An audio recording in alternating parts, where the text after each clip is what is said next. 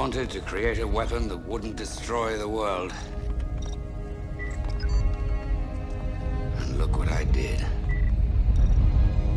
Is it reversible? Oh my God, I hope so.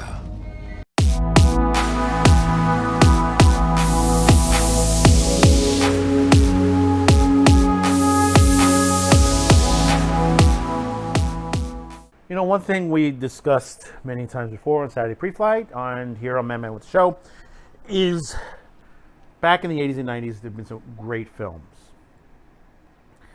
Some of them didn't do well at the box office, but they were well made. Good concepts.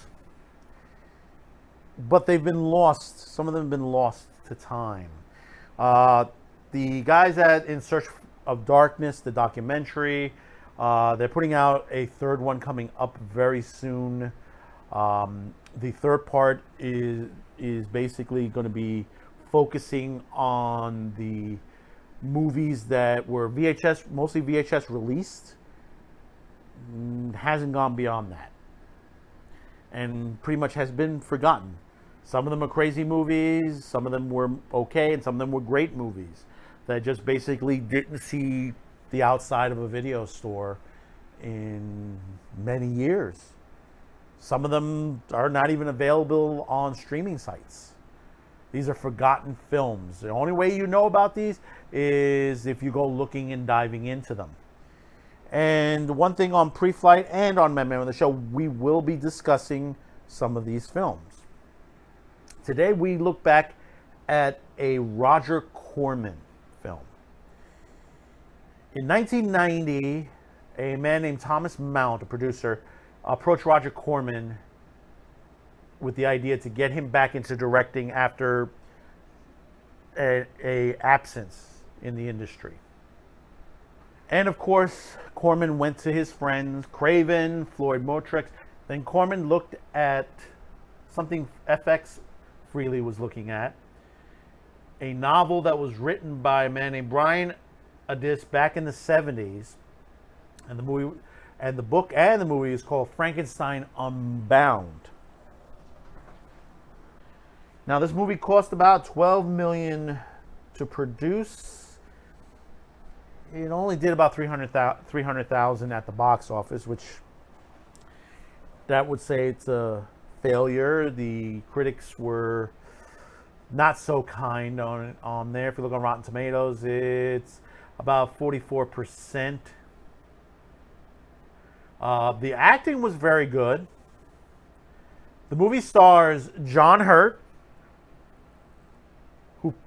Raul Julia, Bridget Fonda, Nick Brimwell, Catherine Rabbit, Jason Patrick, Michael Hutchison, Catherine Corman, Mickey Knox, and Terry Treyas.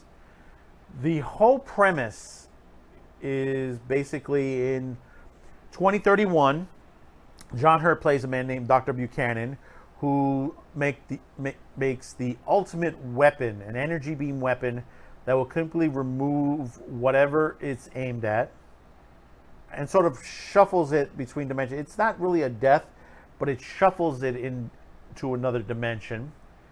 And basically what it is that Buchanan's trying to create the ultimate doomsday weapon that will stop war. But unfortunately, the prototype of itself has side effects, creating global weather patterns, rifts in space and time, causing people to vanish. And what happens is, on his way in a car,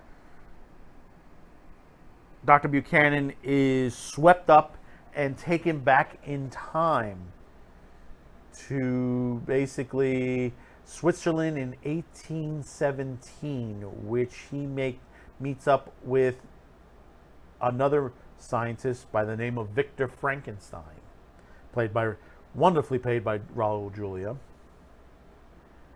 And basically gets into a discussion of creating,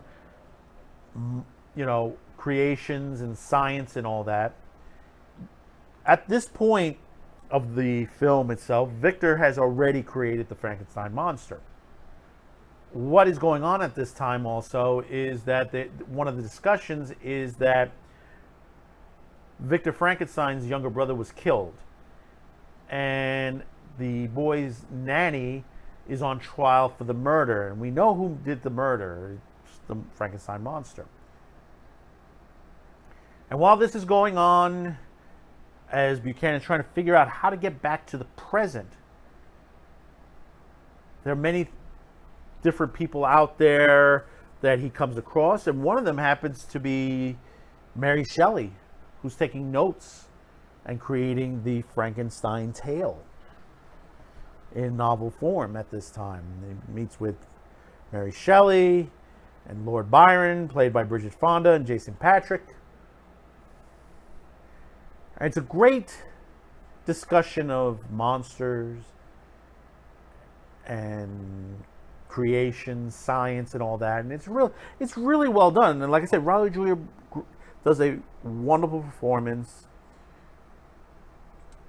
Nick Brimble, who plays the Frankenstein monster, also does a fantastic performance as well. Like I said, you would think, and you know, this is a Corman movie. This is a Corman film. Corman has made many films, many crazy films, crazy concepts. Some of them have turned out bad. Some of them have turned out good. Some of them were, you know, really well done. You know, this happens to be the one that it falters that it was done. It was well done. To think that you would send a man who created his own monster back to the man who created one of the great historical monsters in literature. And what kind of conversation would they have together with this?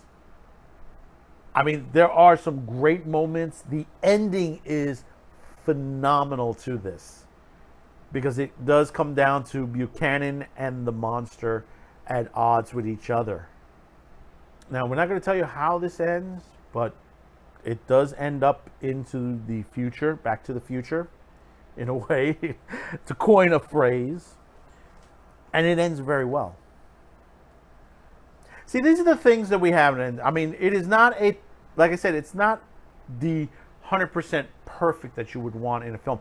But plot is good. The acting is good. Screenplay is done well. This is an old novel. You know, it's directed by a great director, Roger Corman. This is the only man that can bring stuff to the screen. You know, we need more directors and writers like Roger Corman. You know, that 70s, 80s, and 90s era for the insanity that we had on there, but it wasn't insanity. It was anyone that was able to make a film. Today we have YouTube, and we discussed this on discussing about CBS and fan films. There are people out there that make great, not only fan films, some great mini films. There are some great horror films in there. Great horror films, great science fictions, some dramas, some actions, stuff that you would not think you would see on a big screen. People took chances, and basically a lot of them made them very inexpensively. Like I said, this movie cost $12 million. It just didn't do well in the theater. Hidden on there, but when this came out on VHS, I think it did much better. For the reason at the time I was in the industry, and I used to see this movie get rented out constantly. It was on cable a lot back in the day. Haven't seen this in a while. Hasn't gone beyond DVD. You could probably get a copy for about $25. As far as online, I haven't seen it online. But if you look carefully on the high seas, you might be able to find it.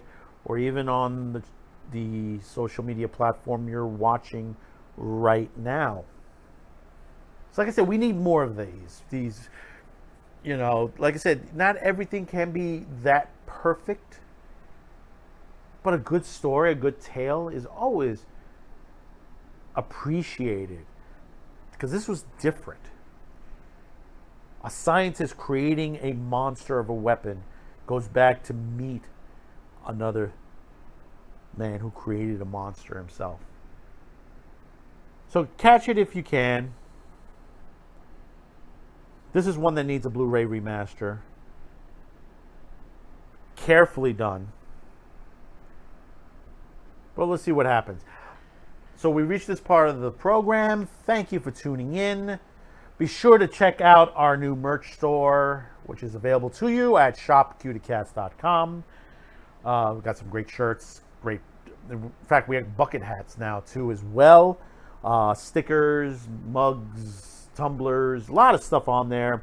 T-shirts, bicycle pants, leggings, a lot of stuff on there. And not only our own corporate logos, we also have some nice graphic tees out there that basically you might enjoy, you might like. If you like ramen, we got a great ramen t-shirt out there too. So thank you for tuning in. Once again, don't forget to hit that like, subscribe, share, and we'll see you on the next one. Bye-bye now. What is happening? Meet my monster.